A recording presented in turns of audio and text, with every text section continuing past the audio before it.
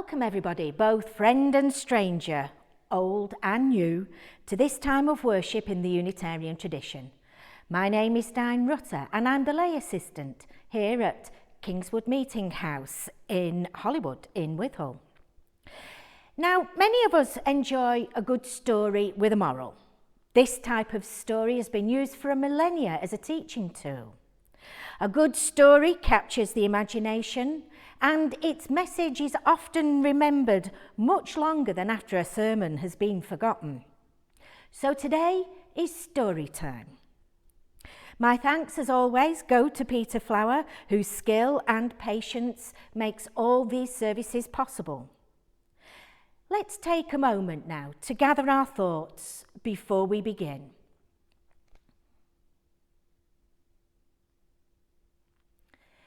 As many Unitarians do the world over, we start our services here at Kingswood Meeting House by lighting our chalice light.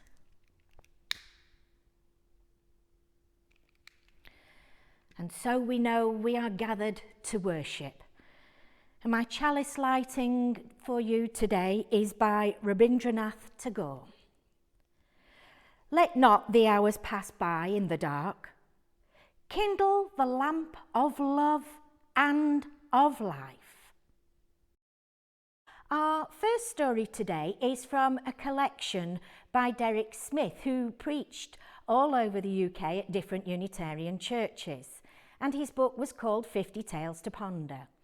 This story is called Jade Lessons. A man named Thomas began to take an interest in the precious stone known as jade. He told his friends of his new interest, and one of them suggested he should consult a jade expert. This man had lived nearby and worked for many years in the jade mines in Birmingham. Thomas contacted this jade expert and made arrangements to have 10 one-hour lessons with him. On the first evening, when Thomas arrived for his lesson, the expert took him into a room, put a piece of translucent green jade into his hand and left the room. Thomas sat there looking at the piece of green jade, turning it over in his hand, waiting for the expert to come back. Well, Thomas waited and waited and waited, just looking at the piece of green jade in his hand. At the end of an hour, the expert came back, collected the piece of jade, escorted Thomas to the door and said, "Good night, see you again next week." Thomas was puzzled by this. He was even more puzzled when, on the second night, he was again taken into the room, handed a piece of jade, this time a white one, and then left on his own. At the end of an hour, the expert returned, collected the piece of white jade, escorted Thomas to the door and said, "Good night, see you again next week." On the third night, when he was handed a piece of red jade, the same thing happened. And it happened every night of the 10 lessons. Each evening, the expert handed him a piece of different coloured jade and left him on his own for the rest of the hour. Thomas was most disgruntled. Some months later, when he met his friend who had recommended the expert, he told him of his dissatisfaction. He explained how each evening the expert would leave him holding a piece of jade, but give him no instruction at all. Then he went on to complain. What made it worse was that on the last evening, he handed me a piece of jade which I could clearly see wasn't a piece of jade at all.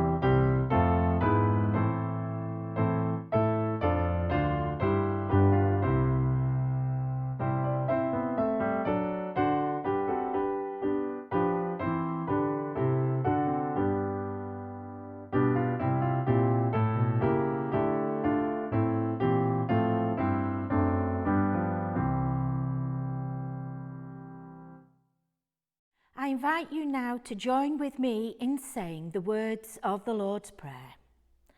Our Father, who art in heaven, hallowed be thy name.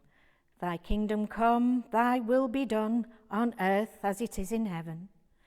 Give us this day our daily bread, and forgive us our trespasses, as we forgive those who trespass against us.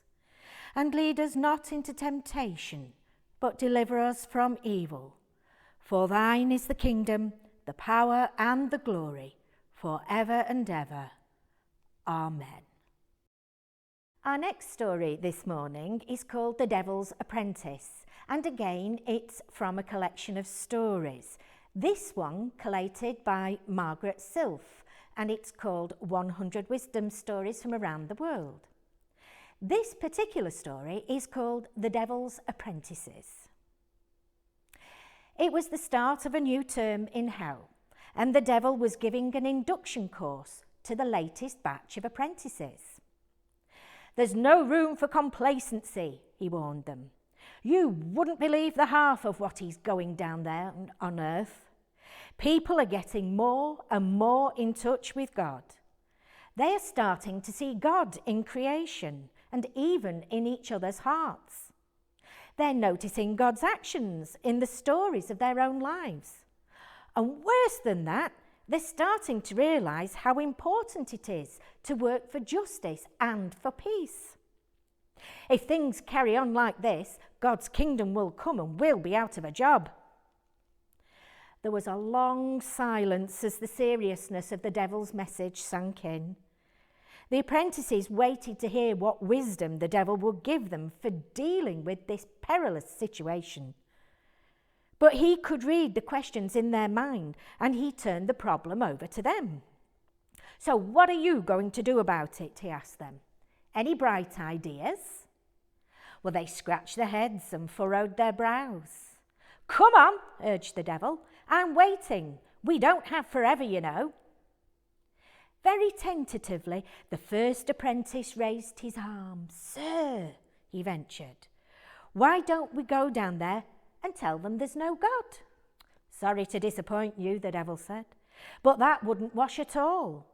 They seem to be born with something deep in their hearts that attracts them back to God.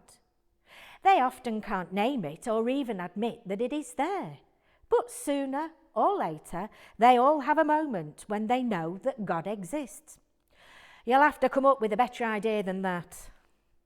Crestfallen, the first apprentice sat down, and the second apprentice raised his arm. Sir, he suggested, could we perhaps go down there and tell them that there is no such thing as sin, and so they have nothing to fear, that hell is just a myth? Good try, said the devil, but unfortunately the same bit of God that is deep in their hearts also tells them when they're going off course. They know if they stop to listen to that inner voice that it is all too possible to commit sin. And they know that when they do, they can feel so terrible afterwards that until they've put things right again, they'll feel terrible.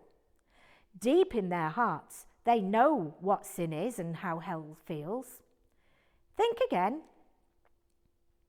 What about you, he said, turning to the third apprentice. What have you got to say for yourself? Well, replied the third apprentice slowly and thoughtfully, I've been giving it a lot of thought. You say that it's no good as telling them that there is no God, and it's no use our telling them that there's no sin. How would it be if we told them there is no hurry? The devil was delighted. Brilliant, he squealed. That's exactly what we'll do. You'll go far, young demon. Well done. And so it came to be that the human race carried on believing in God and knowing about sin, but never doing much about it because, after all, there's no great hurry.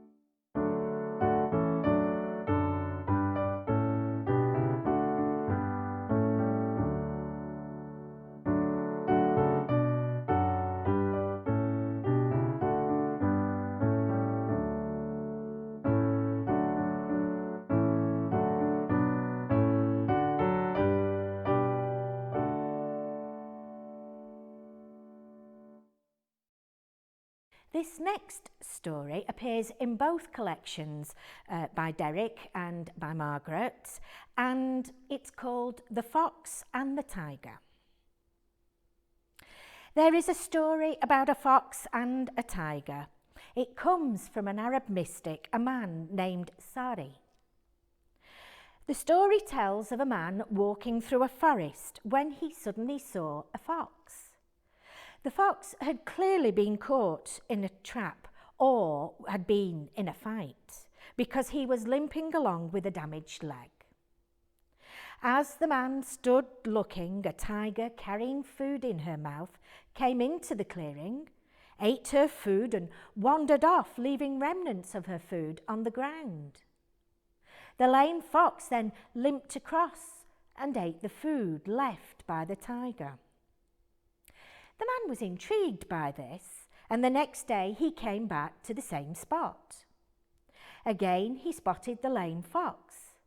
Again the tiger appeared carrying food in her mouth. And again, after the tiger had gone away, the fox came along and ate the food left behind by the tiger. Even more fascinated, the man returned each day over the next few days.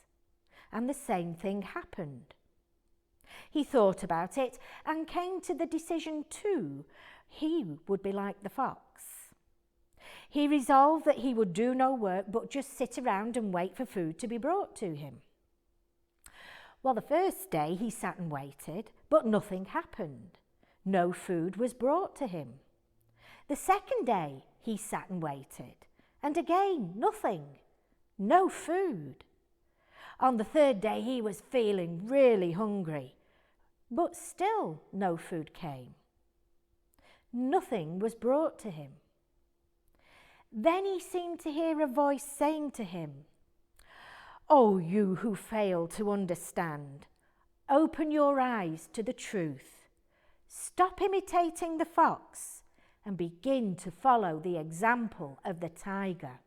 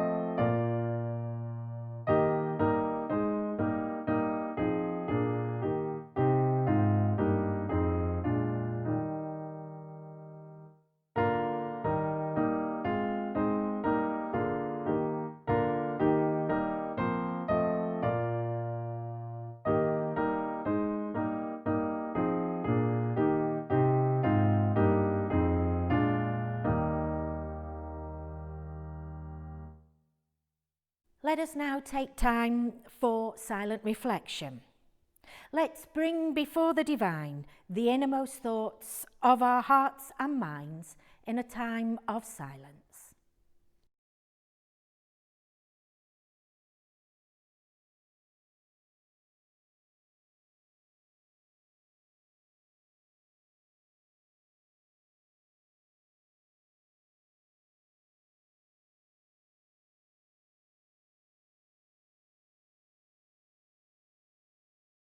Infinite Spirit of life and love, hear our prayers, we humbly ask, and grant us comfort in our sorrows and struggles. Grant us willing hands and hearts in all we do for ourselves and for others. And grant us your love in our hearts always, that we may make this world a better place for everyone and everything. Amen.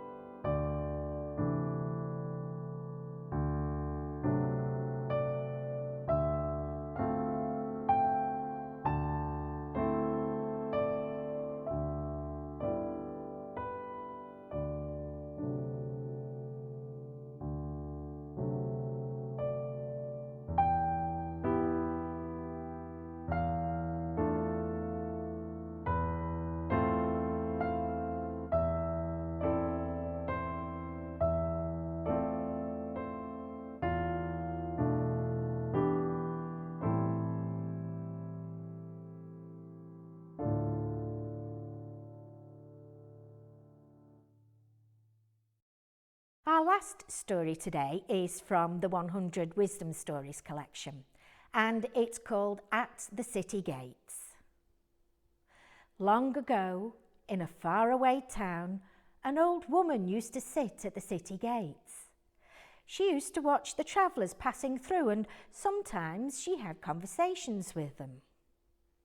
One night when it was growing dark, a traveller came along, weary from a hard day's walk. "Excuse me," he said to the old woman, "but I'm looking for a place to rest. And I wonder, can you tell me what the people are like in this town?" The woman smiled, and in reply she asked him a question of her own. "You've had a long journey," she commented, "and you must be feeling weary. Where'd you come from?" A little surprised by the question, the traveller told her the name of his hometown. "Mychester," he said. The woman was interested. "Oh," she smiled. "And what are the people like in Mychester?" "Oh," replied the traveller, "you wouldn't believe how awful they are in Mychester. They don't care if you're hungry and thirsty. They wouldn't even pass the time of day with you. And if you ask for help, they turn away or deliberately send you the wrong way. They're rude and unfriendly in the extreme." "My word," replied the old woman. "Well, I'm afraid I've got some bad news for you. The people here in this town are very much like the people in Mychester. I don't think you would like them very much." The traveller was disappointed. "Oh well," he sighed, "I guess I'll move on then."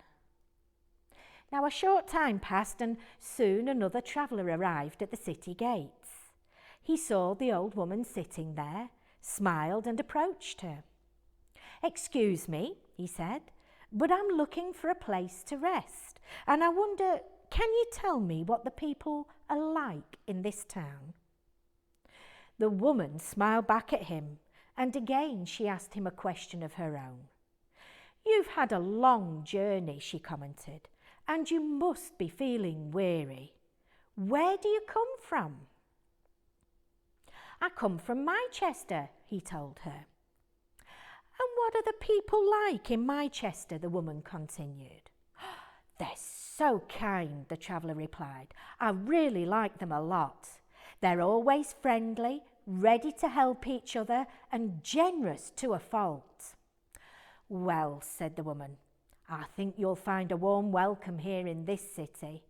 The people here are very, very much like the people in Mychester."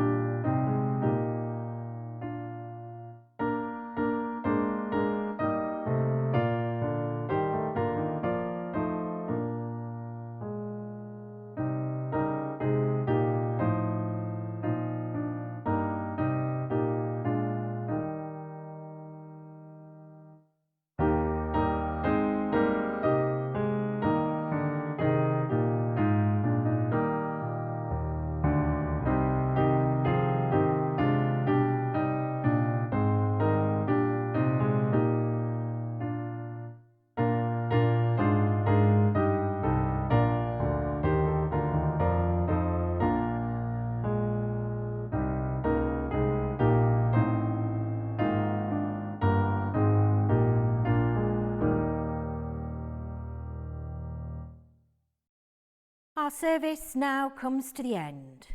Take from these stories what you will. I hope they give you something to think about in the week to come. Let's close today by saying the words of our covenant.